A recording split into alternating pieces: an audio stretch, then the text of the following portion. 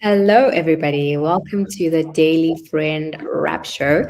I'm going to be your host for today and tomorrow, whilst our beloved Nicholas is away on leave, and I'm joined by my co host, Hermann Pretorius. We are eager to jump into today's stories. So let's begin. The first one was an article in News 24 by Carol Payton, where she's basically asking the questions: what has BEE delivered to South Africa over the last 20 years? Has it been beneficial in getting us closer to ending poverty, growing jobs, getting growth going, or has it done the reverse or the opposite?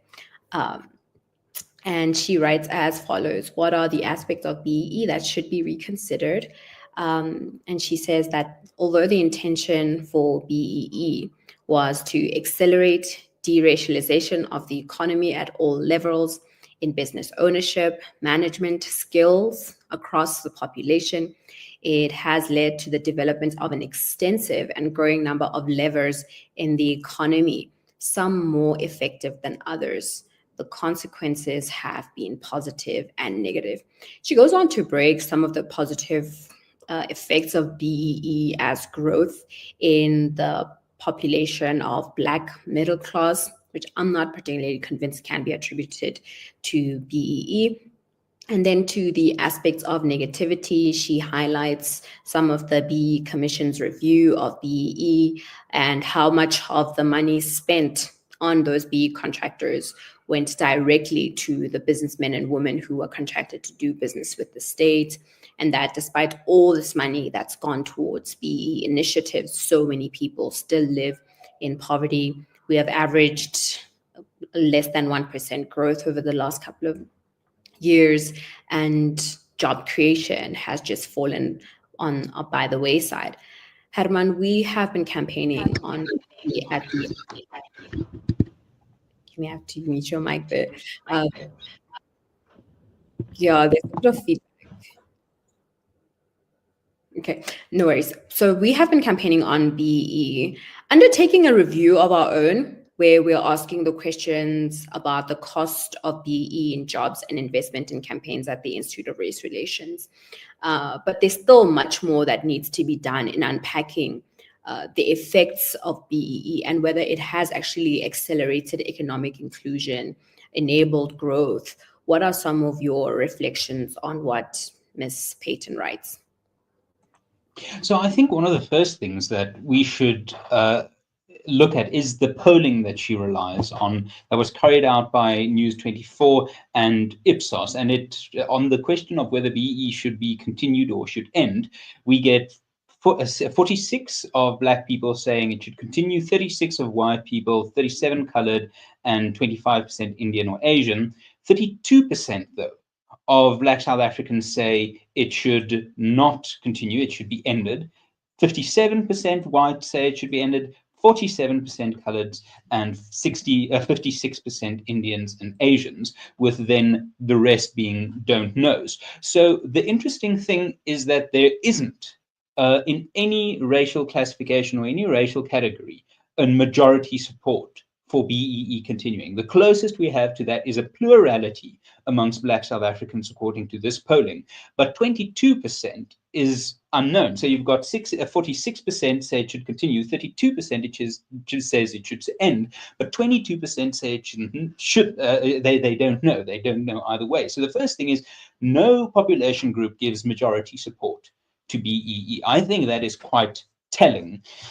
Then we can consider the fact as to why that might be. And the Institute has been polling BEE similarly over many years, and we've found that 85% of Black South Africans say they have not personally benefited from BEE. So I think we're here in a situation where BEE, those who say it should continue, include some who have not personally taken or had advantage from it, but who still sort of play the BEE lottery, that at some point it should continue because I might gain benefit from it. That is not a very, very strong endorsement of the policy.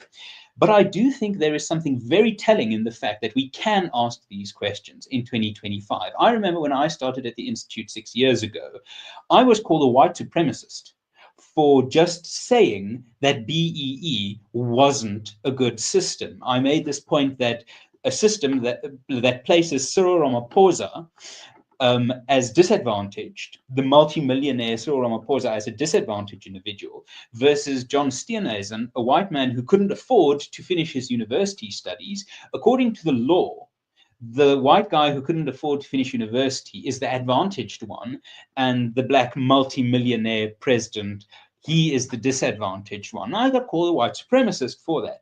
And yet here we are, and we can have this debate. And even mainstream commentators, analysts, journalists like Carol Payton, with whom you can disagree or not disagree, but you have to respect her. She's sort of has good established credibility in the commentary policy space.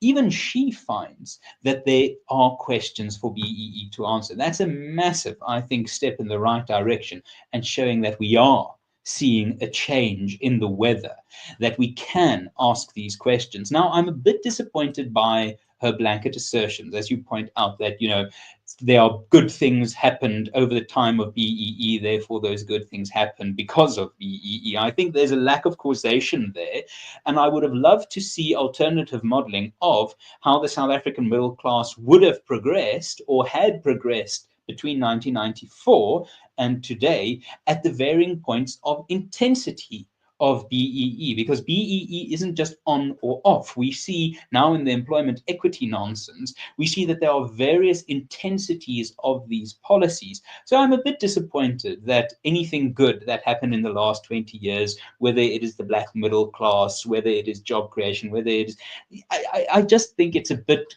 begging the question to say that BEE was in effect, good things happened during this time, therefore BEE had the positive consequence.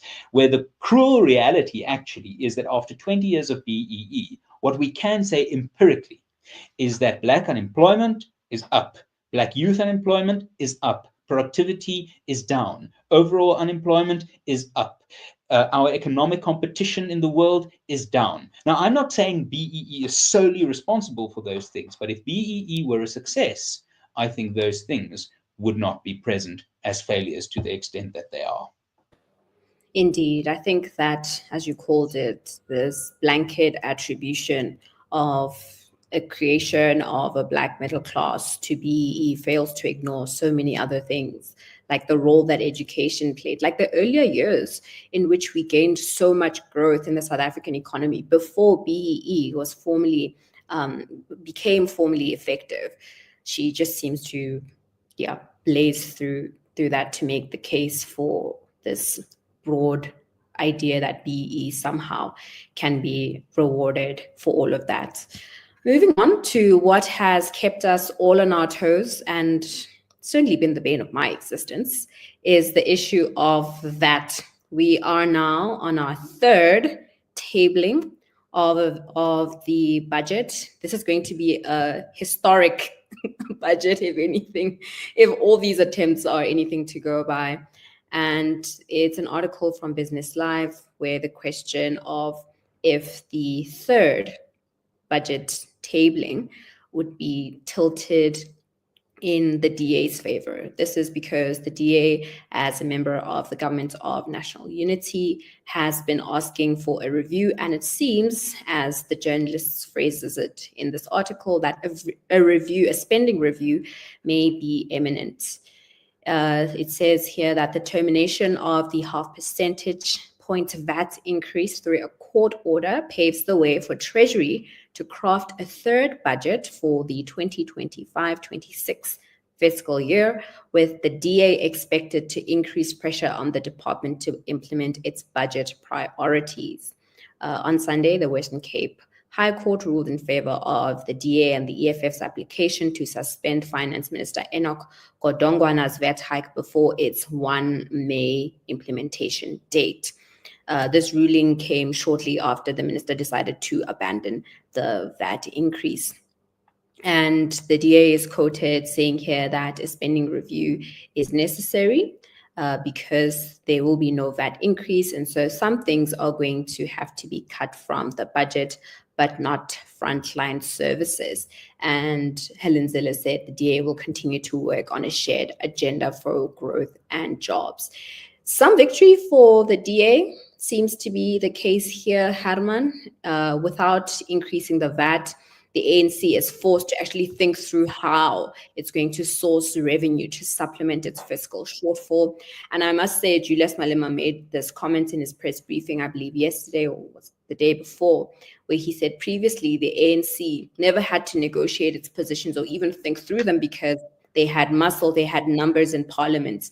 And when the opportunity for debate or the opportunity to think through these policies came about, they would just force them through because they had numbers in their ranks. But now they've got great difficulty. They are short of those numbers and actually have to persuade people to support their policy, which again forces them to think.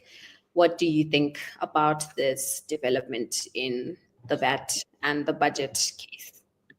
So I think Mr. Malema is clearly watching the Daily Friend show, because that comment has been made that this was the first really democratic budget, if you can put it that way. It was this first budget where the parliamentary makeup didn't guarantee one party could just get its way. This was the first budget where people can actually draw a direct causal link between the vote they cast last year and the budget circumstances this year. The people of South Africa chose to deny any one party the ability to write, pass, and implement a budget. And that is a healthy sign of democratic contest. Now, we might think about the markets and the fact that the markets are unhappy with this budget. Yes, but markets always dislike uncertainty.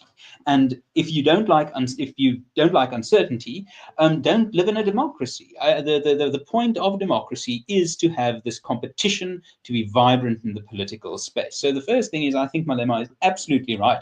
And I think the muscle memory within the ANC, particularly within Treasury, was so ingrained that it expected to be able to lift this thing without realizing it was now heavier than ever before. So it strained its back, and that is why we are in Parliament again. With the death of the Pope, we can think that in Catholic history there have been years of three popes, like 1978, I think, was the year of three popes, where three popes were elected.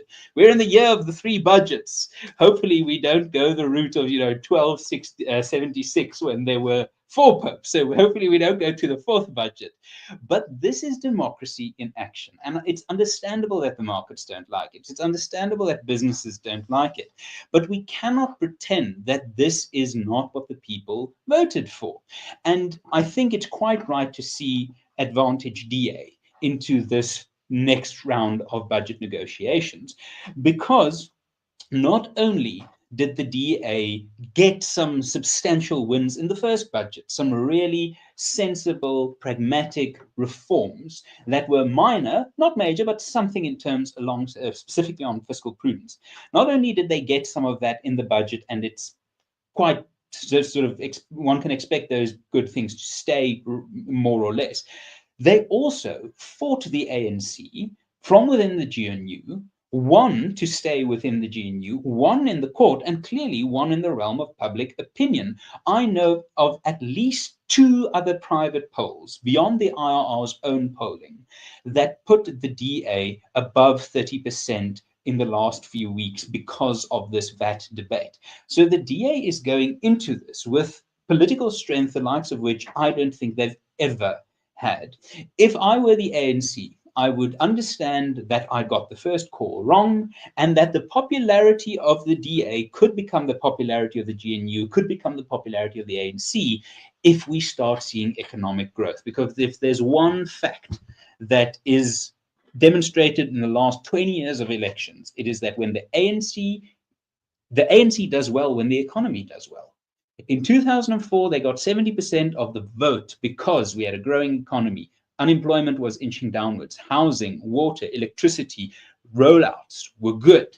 So if the ANC had any clear idea, they would cede the DA this temporary advantage, because in the long run, the GNU's success will become the economic success of South Africa, if possible, and that will reflect well on the ANC. So I think that the call is right. The DA is going into this with strength, and the ANC should use that strength perhaps cynically, perhaps selfishly, but whatever the case may be, a growing economy, whether it's overseen by the DA's budget negotiations or the ANC's policy implementations, a growing economy is good for the political parties in the union buildings and good for the people of South Africa.